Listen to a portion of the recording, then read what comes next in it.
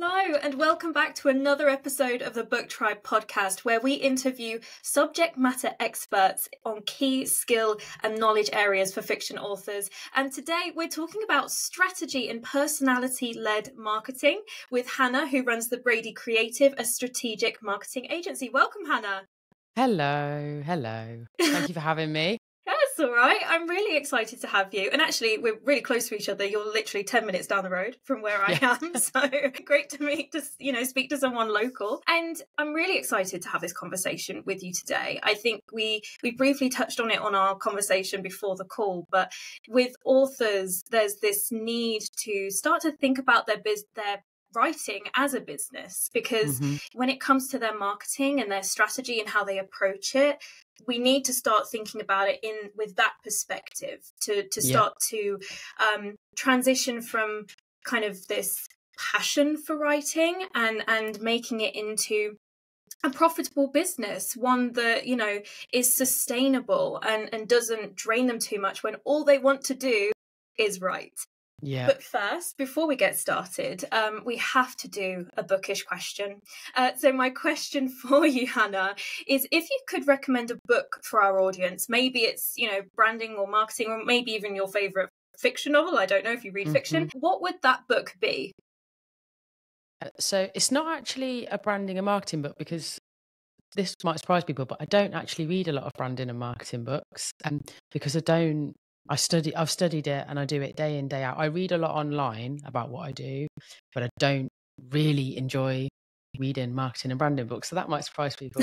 So my favourite book, or the book I'd really recommend people read it's not fiction, it's Atomic Habits by a guy called James Clear. And the reason I think it's valid for the conversation we're going to have today is it's full of the people we're talking about, authors who are, looking at how do I market my book. It's a bit like when you've got someone who's transitioned from a passion project that they want to turn into a business. What are the habits that I need to build to make this a success? And Atomic Habits is all about right from, your morning routine, your evening routine, how you're looking after yourself, setting goals, how to set realistic goals. And it's just a brilliant book for anyone who's trying to do something that's challenging, because it focuses on right down to the tiny little things we need to do to make ourselves better, all the way up to how do we get to that big thing that we're trying to do. So Atomic Habits is a brilliant book for that, by James Clear. So that'd be my professional recommendation. I'm trying to think of my favorite fiction book. It's probably The Boy in the Striped Pajamas, which again is a bit of a niche one, but it's just a book that I absolutely loved and I've read it, I think, about 4 or 5 times. Fair enough. So yeah, bit out there, but yeah, Boy in the Striped Pajamas is probably one of my favorites. I'm quite into that part of history and what went on in that period of time. I've read Anne Frank's diary a ridiculous number of times, so that part of history fascinates me. But The Boy in the Striped Pajamas is a fictional take on that. It's a fictional story from that period of history.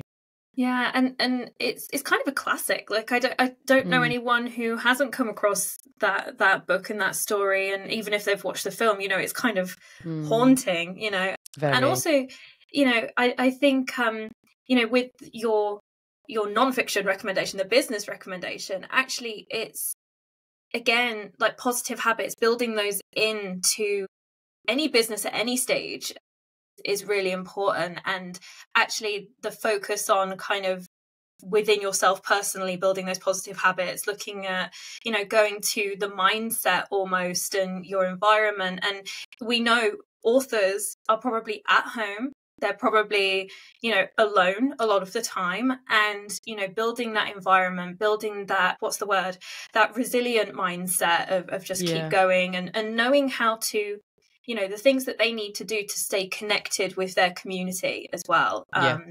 Because it's a shift from that, because if you think authors are, it's a bit like if you take a musician who's transitioning into actually becoming, they really want to make it. They're a creative at the end of the day, and there's a big difference between being freely creative and just doing what you love and just, like you say, just writing, and selling the product that you get at the end of it. Like, you have to have a very different mindset shift. You can't actually be as creatively free as people think when you're marketing something. You do have to use structure, analytics. You have to go into some of the more boring stuff as people would potentially perceive it. So Atomic Habits is a good book for helping with that part of the mindset, if that's something that you're struggling with, which I think from what you've said in conversations we've had, authors do struggle with. So yeah, I just think it's a good thing to read while you're trying to transition into, right, how do I actually sell this thing that I've written? How do I get it out there? Yeah, well, thank you so much for those You're recommendations. welcome. And I guess, when we talk about this topic of marketing, it sounds like a big, scary topic for a lot of authors. But as someone kind of in marketing myself, over the last 5 years, I've seen quite a few changes in what marketing is and how it's actually done. But I guess from your perspective, what changes have you seen kind of in the landscape over the last few years that I guess has led to, because you started the Brady Creative in, was it 2020? So were you seeing changes in the landscape or things that were kind of not necessarily being done to suit the times that kind of led to your approach with the agency? Well, good question. It was more of to be honest, I was getting fed up with certain practices that happen internally in organizations with marketing, rather than not seeing things go the way I wanted. I've always been quite driven to improve, even if it's just like a tiny little bit. I'm like, come on, we can do better than that. That post did really well, but let's try and do better. Or that campaign did really well, let's try and improve it. I was just consistently being met with, oh, but it's all right, and we've never done it that way before, but that's more expensive, or that's a bit more scary, and but what if, and I just got fed up. And yeah, it sort of was, the motivation for me more came from that. So sort of not really being met with open-mindedness, and being told that businesses wanted to improve things, and we really want you to take us to the next level, Hannah. I must have heard that a million times. And then when I go, cool, here's my plan, they'd go, actually. So lots of false promises and just not very open minds was really the driver for me. And then I suppose in terms of sort of to your bigger question about like what have I seen that's changed, I think the main thing is attention span. I would have to say, just, it's not necessarily changes in it's all driven by people. It's all driven by the psychology of people, the attention span of people, where we consume, how we consume. And I think the biggest change in the last, let's say, 5, even 10 years, you could say, has just been the attention span of the human being has just got shorter and shorter. I think it's less than a goldfish now, officially. Mm-hmm. So that's meant that marketers have had to it's really challenging. You've got like 3 seconds to get people's attention, whether it's digital, print, whatever it is. People are so busy. So for me, I think that's been the biggest shift, which has meant, we've seen things like TikTok explode, and we've seen, Snapchat, and things like that us marketers have had to really, we're dealing with like hundreds of potential channels now, whereas 10 years ago, it was like, cool, are you on LinkedIn? Are you on Facebook? Maybe you're starting to dabble in Instagram because you like nice photos. You're doing your blogs, you're doing your long form, you're doing events, in-person events, you're on it. Yeah. Whereas now, you've got to be a lot more, targeted. You've got to be a lot more willing to play the long game, and you have to be braver. Like, you have to take more risks to stand out than we've ever had to, I would say. Yeah. And I think from my own experience as well with authors and in corporate is that actually there's less emphasis on the strategy. And I don't know why that is that with authors, it's just that I need to post. So it's like, I'll copy what I see other people doing. And, I need to sell my book, so I'm going to promote my book. And also in corporate, and maybe this is just my really poor experience of working in corporate, is that they just want to see the like the end product. Like they don't really care for the strategy so much. They're just like, well, just go do it. And I'm just like, well, I need to know what the business objectives are in order to like actually, because I can't do everything. I need to make sure that what I'm doing is aimed at delivering on objectives that you have for the business. So I don't know. I feel like strategy is something that's missing. And obviously with the Brady Creative, you lean a lot on this strategy first approach. I wondered if you could explain what that is for our audience. What do you mean by strategy first approach? Yeah. So basically, exactly, we're trying to tackle exactly what you've just explained that you've experienced there. So I was having exactly the same challenges in my previous roles. My mum, who's my co-founder, she's a graphic designer. She's not a graphic designer, she's more than that, but she comes at it from the physical creativity side. And she was getting the same challenges. And essentially what we've tried to do is prior to starting the agency, I was a client of agencies. I outsourced, I used agencies to support where there were gaps in my team. And one thing that I found was you have agencies that are super creative and just only really want to touch the creative elements. And then you have agencies that are more technical. So they want to look at your SEO. They want to look at the nuts and bolts behind your ads. They want to do the slightly geekier side of marketing. But actually, my experience was that both of those types of agencies were severely lacking in strategy. And one thing we discussed right at the beginning was I don't want to work with any clients who don't have a long-term picture, because like you just explained, as a marketer, you need to know what the long-term vision is. You need to know who are the people that we're trying to target with this? What are the stories we need to be telling? What is the big picture here? What's the big goal? Because if you don't have that in your mind's eye, that's where the scattergun marketing comes from. Let's post that because so-and-so did it. Let's post that because so-and-so did it. So for me, strategy is absolutely essential for keeping businesses focused and making sure that businesses don't just post on social media because they should. They don't just create a podcast because other people are doing it. There's actual intent behind what they're doing. So we essentially, when people approach us to work with us, we will either create a strategy with them. And it doesn't have to be chapter and verse. For some of our clients, it's like 5 pages. For some of our clients, it's a much longer document and it's actively used day in, day out. And then for other clients, they might have a strategy, but it's not working. So we'll assess it with them and we'll look at what's going wrong. We'll help them evolve it. So we'll either evolve a strategy that's existing or we will create one from scratch. But what we won't do is, as an example, we get a lot of people approach us and say, oh, can you start creating our social media content? And I'm like, well, yeah, we could help you with that. And they're like, cool. Would you be able to start like next week? And I'm like, no, because there's a few conversations we need to have first. And yeah, so essentially we don't work with businesses that don't want to be strategic with what they're doing. And that's it in a nutshell, really. Yeah, and with this personality side of it, I'm really interested in that because I feel that with the market that the authors, fiction authors are in at the moment, it's so highly saturated. There's a new author coming on the block every 5 seconds.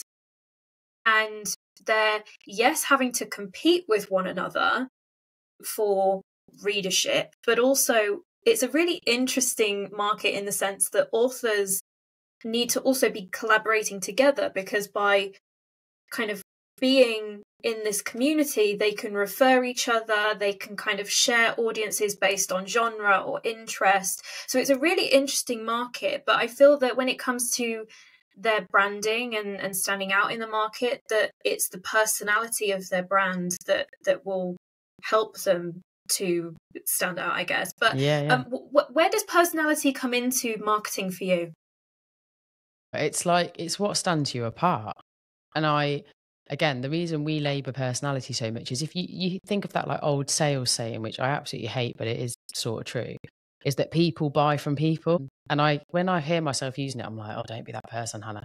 But it's hard to argue with. It is hard to argue with. And actually, I think if I take the example I use quite often is if you were to take the top 5 law firms in Northampton, there's probably one that will immediately stand out. Like them or love them, know them or don't know them, there is a brand locally that stands out because there's personality in their marketing. Again, whether you like it or not, it's memorable, and that's what stands them out. They've selected a personality, they've chosen it, and they run with it. And I think when it comes to authors, if you think about, I'll take another example, just a recent one from an author is Bob Mortimer.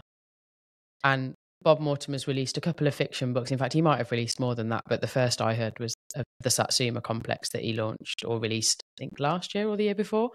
And I only bought that book because I love Bob Mortimer. Not because of the title, not because of the cover, not because of, it was purely because I love Bob Mortimer, I find him hilarious, he's quirky.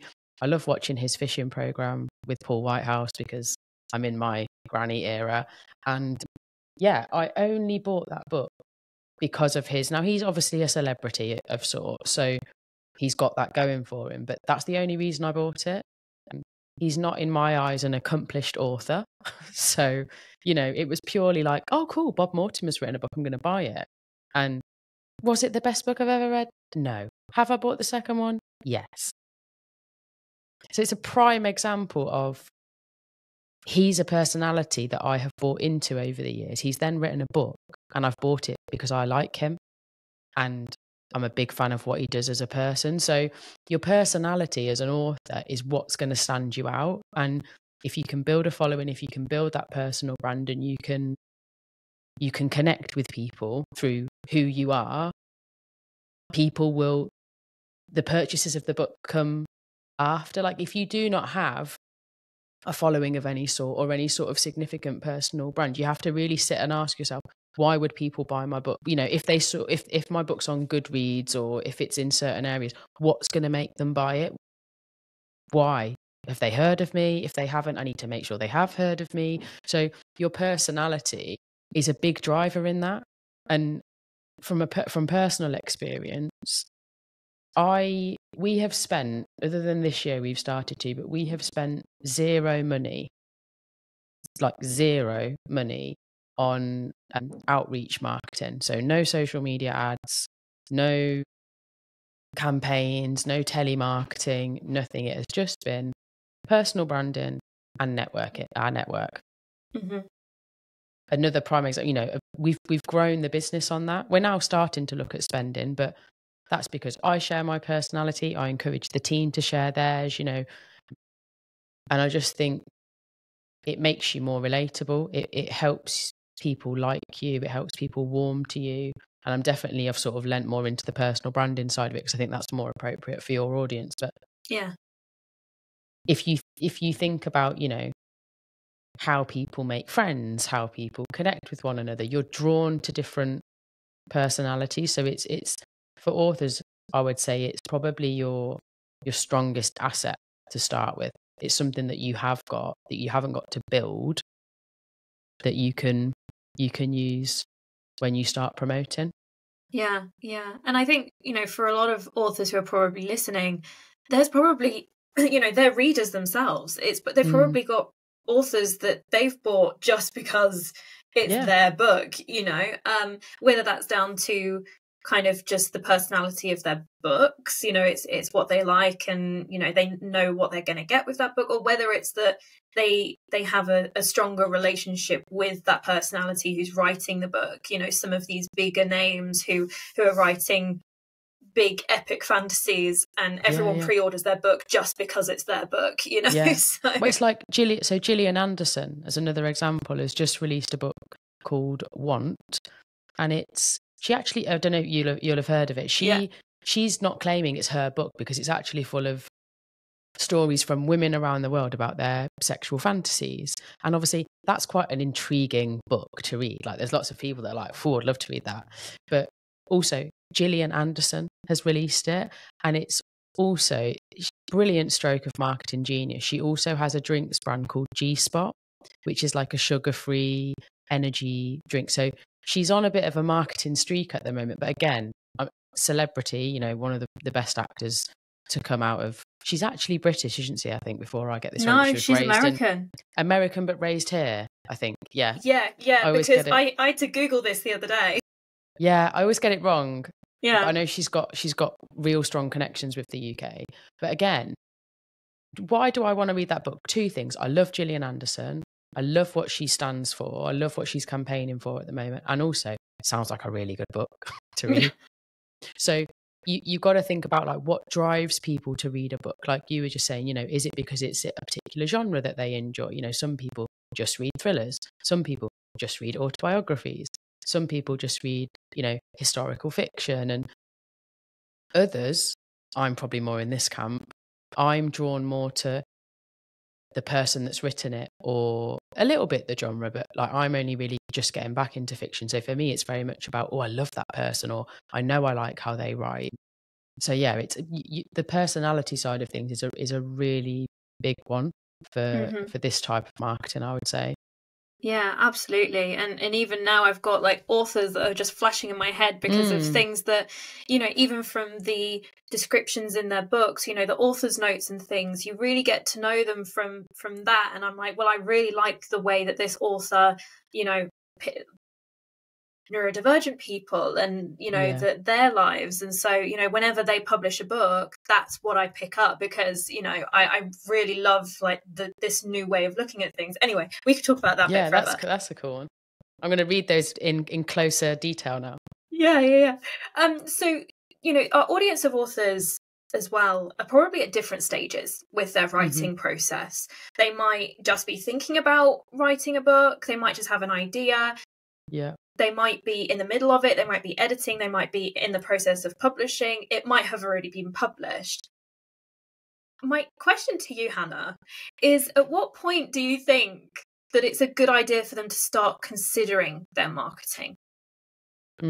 That's a really good question, because I sort of class myself as I will be an author one day. I have a book up here. I have an idea up here, but that's about it. That's as far as I've got. So I'm one of those people that's like right at the front stages. I'm going to answer this as if we're talking about purely authors who've never done any form of marketing before. We're going to just assume that they've never done anything before. Just go through those stages for me again. So they've got an idea. They're writing their book. Yeah. They're publishing their book. They're about to release it, and then they've published it. Yeah. I think, in all honesty, it's got to start right at the beginning. So like as early as you possibly can, you need, if again, we're talking sort of no real major platform necessarily, no real major following, you've got to start early, because by the time you get to publish it, you really need to have as good a following as you can possibly have. You need to have done the work to make sure that you've been in the right places, talking to the right people, showing up on the right platforms, on the right podcasts, maybe. So for me, yeah, I think it's if you've got to that point where you've got an idea and you're like, yeah, I'm going to do it, I'm going to write it, that's when you need to be thinking about everything else that needs to wrap around it as well. So my advice, and I won't go into too much detail unless you guide me that way, but would be you need to start thinking about what your plan of action is right at the early part. And I think for most people, rather than focusing on the book at that point, you need to focus on, who am I as an author? Like, who am I going to appeal to? Who's my target audience? You know, who's going to relate to me? How do I want people to actually perceive me? What kind of author do I want to be perceived as? And also, this is probably more a question for you, Erica, but I can imagine a lot of authors, there are other things that they might be thinking about doing around writing as well. So maybe speaking at events, maybe, you know, you've got to really think about where do you want to position yourself in terms of the events that you show up at, the podcasts you might go on, the kind of PR that you want to do, because we're talking about a business here. So yeah, I think as early as possible. And that might not be what people want to hear, but well, I'll confess, we've heard this before, and I wanted to ask that question because as someone outside of the industry, it's really interesting to have that reaffirmed, you know, from someone who perhaps isn't, you know, so familiar with being an author. But also what's interesting is you're already talking about the other things that authors need to be considering as part of this. And actually, it almost becomes secondary to promoting the book, is how else can I get in front of my audience, but B, also even potentially generate some revenue outside of the book, because a lot of authors don't think that way. They think my book is going to be my revenue source, and it's like, well, actually, you know, if you're talking about historical fiction of World War II, say, you know, if you are doing that amount of research and you can go in and you can talk about it, then there's other speaking engagements that you can go and do. So it's interesting that you bring that up, and I'm going to come back to that. That's fine.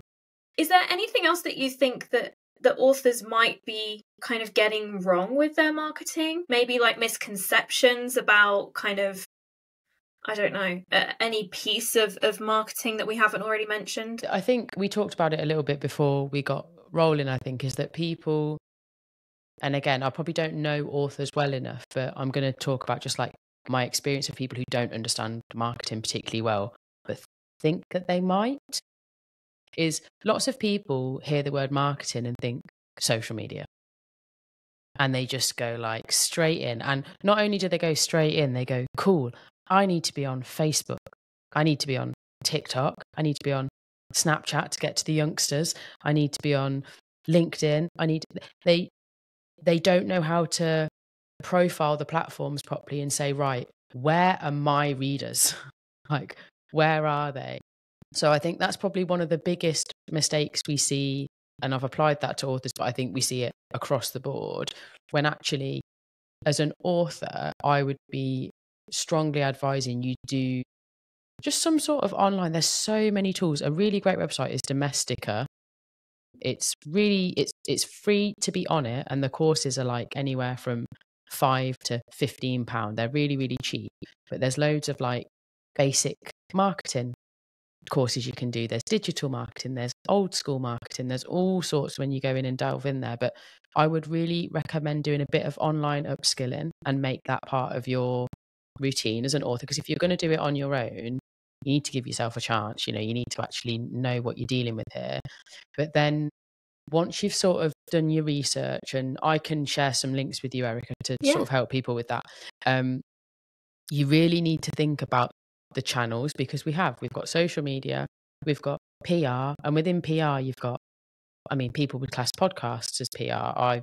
They go into all sorts of different categories, but you've got PR, you've got traditional PR like press releases, getting yourself in, you know, broadsheet publications, you know, being promoted in articles in publications that people read at the weekend, you know, like Sunday Times spreads and books that are being recommended. You've got really old school marketing like direct marketing, where you maybe, you know, you do flyer drops, there's all sorts you can do. And like, even when I get into it, I go, oh, I've forgotten that and I've forgotten that.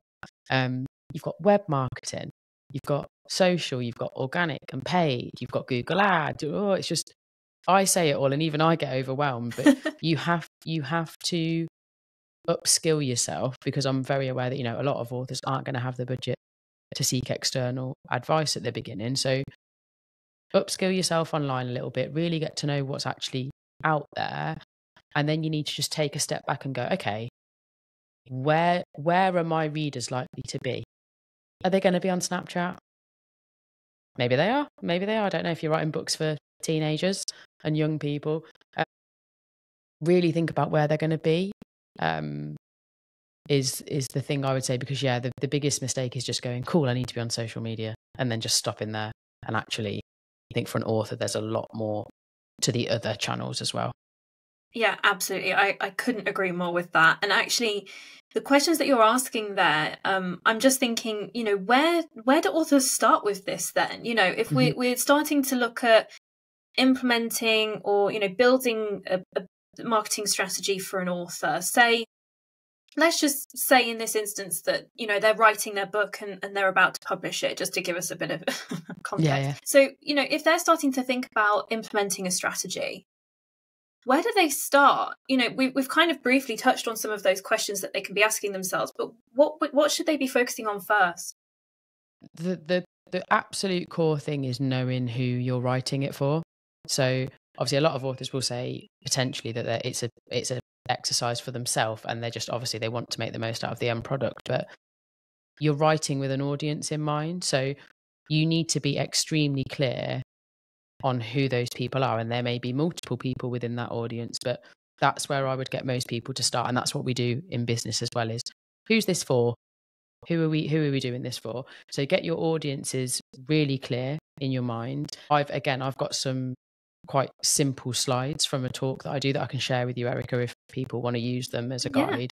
But there are certain things we need to think about with those audiences, from like, yes, are they male? Are they female? How old are they? All of those basic things. But also, what are they like psychologically? Are they neurodivergent potentially? Are they, living alone? Are they with? There's lots we need to think about there. So I've got some things I can share to help people there. So start with your audience, and then you really need to think about, who do you want to be to that audience? So who do you want them to see you as? How do you want to be perceived as an author? I'm sort of not focusing too much on the book at this point, because you need to focus on you. They've got to buy into you potentially before they buy into the book. And then as you start to think about the book, it's, what about this book is going to make it gravitate to those people. So I don't want to go into too much detail because I don't want to overwhelm everyone, but really for me, it's really know who your audience are. Be very clear on, got the thumbs up from the iOS. Yeah. Really know your audience, know who you want to be to that audience, and how you want them to perceive you, and then start to think about how that translates with the book. And then you would go into what channels and things you want to use. But I think if you don't have that starting piece, it's going to be hard to pick your channels. And what kind of things can they think about doing to get to know their audience a bit better? I guess that's almost like a bit of a, that's one of the big questions for authors, isn't it? Is who's your audience? Like, what do you think they can be doing to get to know their audience a bit better? Yeah, I actually got asked this by a client of ours recently who's not an author, but they were like, how do I do this, Hannah? I was like, okay. So you can start with really basic things. So like surveys sounds really like boring and dull and not a very exciting way to do it, but you can do surveys with people. Now, obviously, if you're somebody who's sitting there going, well, I don't have much of a following on social media, I've got my friends and my family who I can ask, right? This is where you have to put some work in, because, you could go and buy a load of data if you wanted to and send it to all of those people, but we know that bought data isn't particularly as accurate as it's maybe sold to us to be. Mm-hmm. So that is an option. You could buy data and do some surveys. You could really do the graft and spread it between your friends, family, campaign, get people to share, be really honest with what you're trying to do, get it out on social media, put some ad budget behind it maybe, and advertise it to who you think your audience might be. So surveys is a great tool that people, I think, neglect.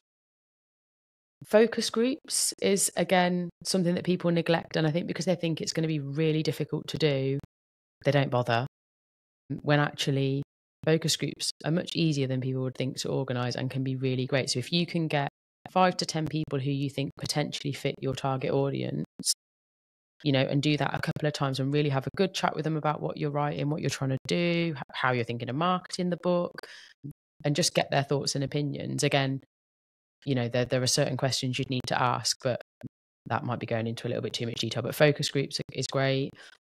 And there's lots of information out there. If you look into particular demographics online, there's lots of great websites that you might have to pay to get access to some of the data, but there's some great online. Statistic is a really good one. And there's a couple of really good marketing specific ones that's names aren't coming to me at the moment, but where you can literally do online research into a demographic, and there's pools and pools and pools of data that people are looking at, in particular with how do they use social media? How do they interact with emails? How do they do this? So it's all out there if you're willing to go and look for it. And where the challenge is if you just sort of sit there and go, I don't know what to do. Help. Yeah. There's so much on the web, but I would highly recommend the traditional methods as well. So surveys, focus groups, and actually talking to people.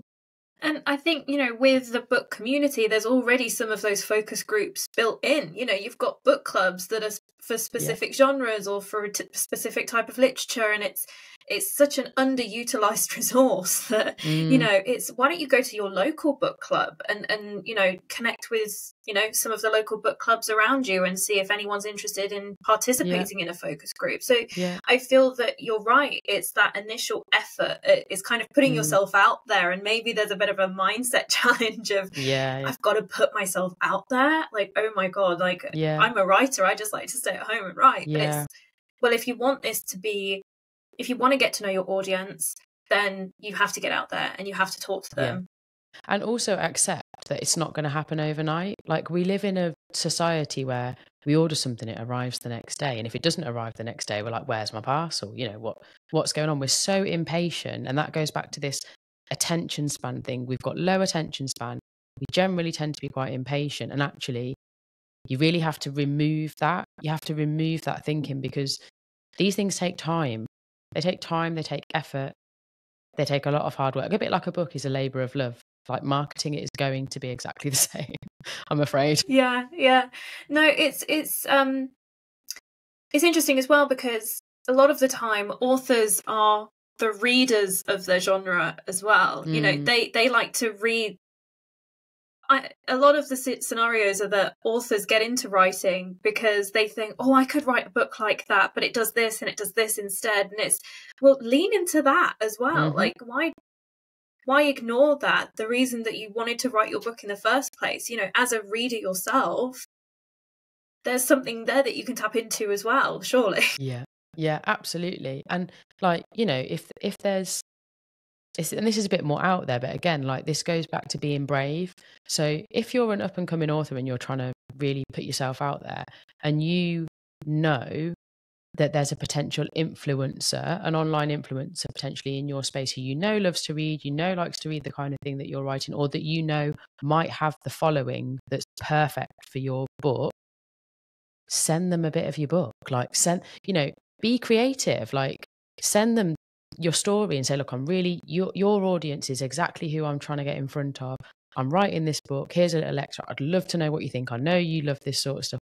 What do you think? Just take the risks, because what's the worst that's going to happen? And I know, like, when you're writing, there's a, protect your content, but just try and think a little bit outside of the box about what you can do. You're a creative, so use your skills to stand out, as scary as it can be. I do understand that.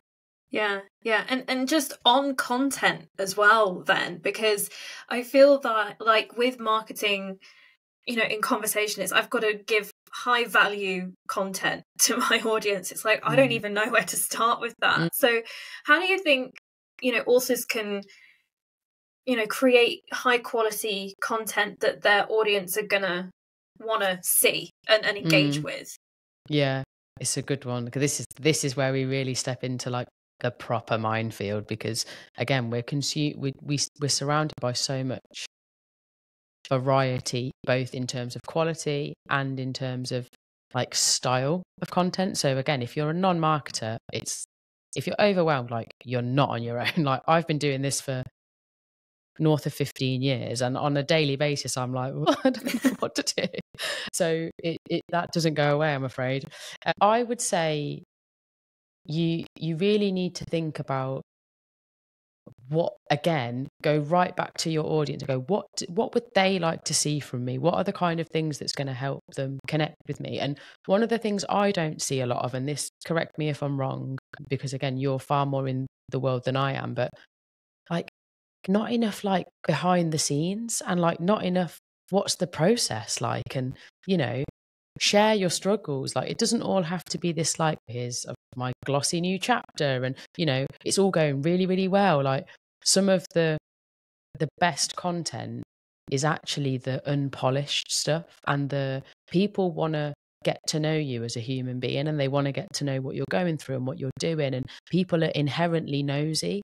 So we want to know, like, oh, how did you do that? That was clever. Or how do you write your books? Because one of the things I'm fascinated with authors is, like, how do you start?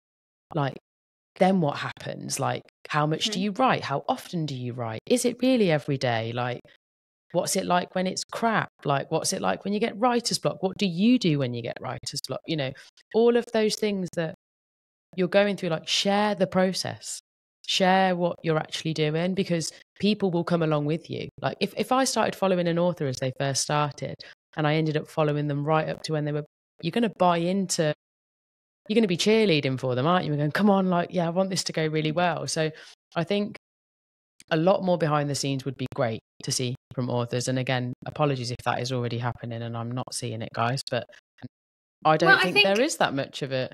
I think it's interesting that you point out the unpolished behind the scenes, because I think you do get the behind the scenes stuff, but then it's how it's balanced with the rest of, like, the promotional content, like, oh, my book's out now, or have you bought, you know, the previous book in the series, or, you know, and I feel that this unpolished human raw side of it is perhaps the piece of that that's missing, is taking your like, sometimes I think, I wonder where they got the idea for this book from. Yeah, exactly. What's the story? Yeah, what pieces inspired this? Because I have my own imagination of where it might have come from. And, you know, I do feel like maybe that's missing a little bit. Like, you do get little tidbits, and I guess, you know, when we start talking about newsletters, it's what do you save for your newsletters as well in terms of content. But when it comes to social media, it's like, let us just be a little bit nosy. Yeah. And, like, whatever, I think in terms of, like, content that you're going to be creating yourself, which, let's be honest, is going to be predominantly social media content. You might be writing a journal that's documenting your writing, you know, journey. You might be writing blogs about the things that you're experiencing, or about elements of the book to sort of tease people into what's actually going to be coming. And then you have got the, you know, the bit that really scares people is the actual promo, and the more like buy my book type thing. And again, I think it's all got to go back to what's true to you, like what's true to your audience, and what makes you different. Like, you don't have to promote and sell your book like everybody else. Yes, there are things that you're going to have to do that are part of the process, but the style in which you do it is up to you. And again, that can be quite scary for people, because you go, what do you mean there's no boundaries? And there's no, well, there aren't any boundaries, because it's your book, it's your story. Like, you're creating something from nothing. If you can do that, you can build your own brand from nothing, because, you know, writing a book's really difficult. So, you know, it's tackling it with the same sort of vigor and determination as that, and being able to say to yourself, right, if I was, as a lover of books, what do I want to see from authors? What would I buy into? And just trying it. Like, a lot of people say, oh yeah, but what if it doesn't work? And I'm like, if I showed you all of the content that I have created that has flopped, I mean, maybe you wouldn't be shocked, but, you know, I think people would be shocked. Like, I've created a lot of pretty bad marketing that when I look back now, I'm like, oh God, why did I do that? Yeah. But at the time I was like, this is great. This is going to do so well. Remember, it will evolve. Like, where you start is not going to be where you end up. So yeah, if it makes you cringe when you look back in a couple of years' time, that's probably a good thing, because if it doesn't make you cringe, it's maybe not evolved that much. Yeah. So I think just a really big thing to remember is, you know, it's gonna change. You're gonna get better the more that you do it, and there's nothing wrong with something not quite going to plan, because then at least you know, okay, that didn't work. Let's try something else. But just sort of step out of your own way. And I think, yeah, the big one for me is that unpolished stuff, because people don't always want to feel like they're being sold to. Definitely not. It's a real big turn off if everything you share is, my book's coming out in 6 months, my book's coming out in 5.5 months, my book's coming out in, you know, people want more than that. We want substance, don't we? We want stories, we want meaning, we want connection with people. So yeah. I don't know if that's helped, actually. I feel like I went off on all sorts of different tangents there, but that's what it's like being in marketing. Yeah, well, no, it is. I guess when we are talking about marketing and we're like, you know, how do we know that this was successful? You know, we tend to get pushed towards these vanity metrics of like, how many followers have I gained this month, you know, how big was post engagement, and, you know, etc., etc.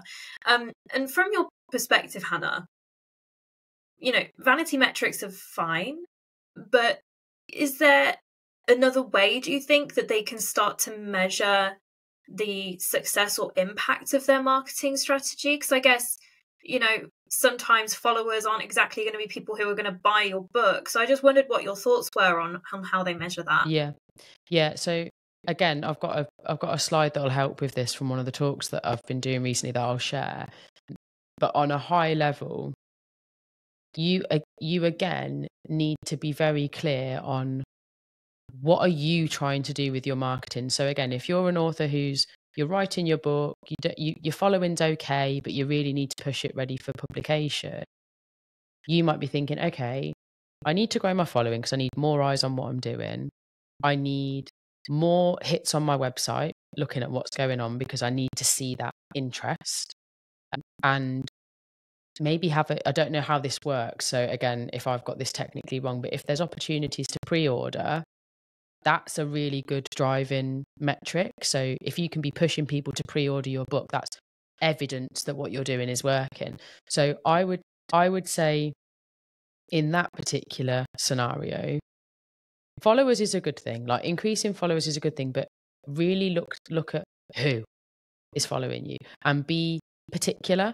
So if people are following you that aren't maybe quite the right fit, you need to think about what you're doing. So really look at who is starting to follow you, because if you're seeing real success in the sense of, yes, these are the people I've envisaged, these are the kind of people that I'm writing this book for, bingo, things are working, you're connecting, you're doing the right thing, you're drawing the right people in. If you're seeing like randoms or lots of bots or things like that, you know things aren't quite working. And again, if you're not sure how to do any of that, go on YouTube, search how to analyze my social media content. There'll be so many videos, but for me, it's really look at who's following you. And then if we look at things like web hits, again, look at the geographies, look at the search terms that people are using, really look at what's actually happening. Yeah, great, my hits have gone up, brilliant, it's going in the right direction. But then look at the step before and see what's happening, because maybe some of the search terms are different to what you thought they might be.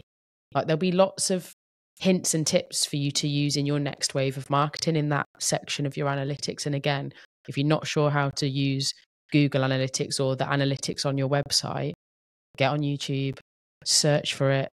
There'll be hundreds of videos to help you.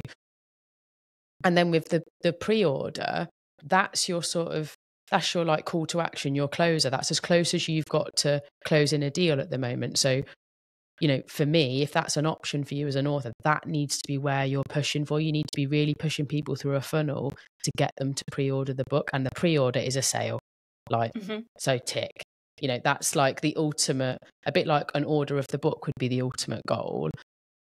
You know, pre-publishing, that needs to be your driving metric, I would say. So I think for most authors, it's going to be really building the right following. Is it the right people? That's a sign of success. Are you seeing off the thumbs up? This new iOS is killing me. It's made me realize how much I put my thumb up. Yeah, happens to me as well. Yeah, the one thing I've missed that I would say is engagement. So again, if you're not really sure how to analyze engagement, if you're seeing people comment, like comments, the golden engagement across all social media, you know, if you're seeing people like and share and do these things, great. Like a share is actually quite a high value analytic, because it means people have liked it so much they've shared it with somebody else. But comments and shares and things that really show effort are brilliant. So if you're seeing your comments go up, you know your community's growing, you know that your fan base is growing.